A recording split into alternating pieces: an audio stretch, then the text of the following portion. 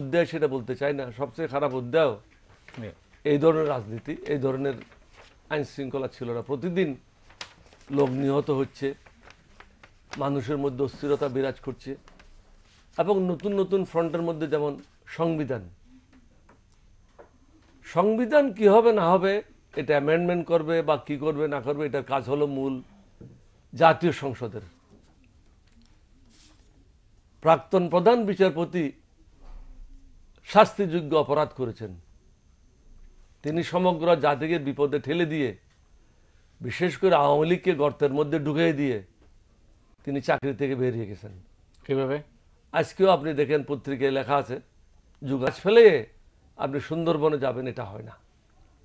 তাছাড়া অনেকগুলি মামলা আছে যেগুলি বহু বছর থেকে পড়ে আছে, কিন্তু সে মামলাগুলি বাদ দিয়ে তিনি পরের মামলাগুলি 2009 সালে 2010 সালের মামলাগুলি নিষ্পত্তি করার জন্য ব্যবস্থা গ্রহণ করেছেন।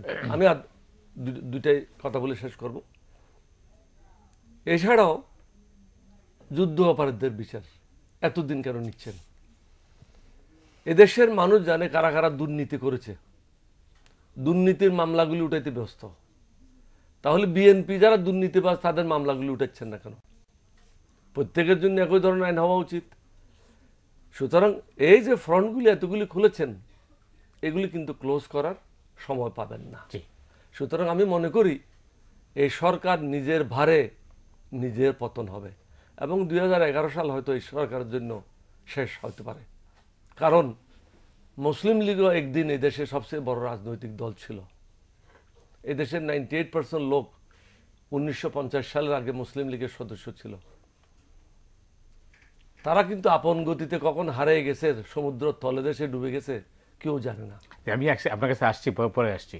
আর দর্শক মন্ডলী, আমাদের সঙ্গে যোগ দিয়েছেন নিউ এজের সম্পাদক নুরুল কবির। বসবাস করি, খুব ন্যূনতম কতগুলো বিষয় যেগুলো মানুষকে যদি কেবলমাত্র কাজকর্ম করে খেতে হয়, শহরের ট্রাফিক জ্যাম সমাধান করতে হবে, আইন শৃঙ্খলা পরিস্থিতি ঠিক করতে হবে, দ্রব্যমূল্য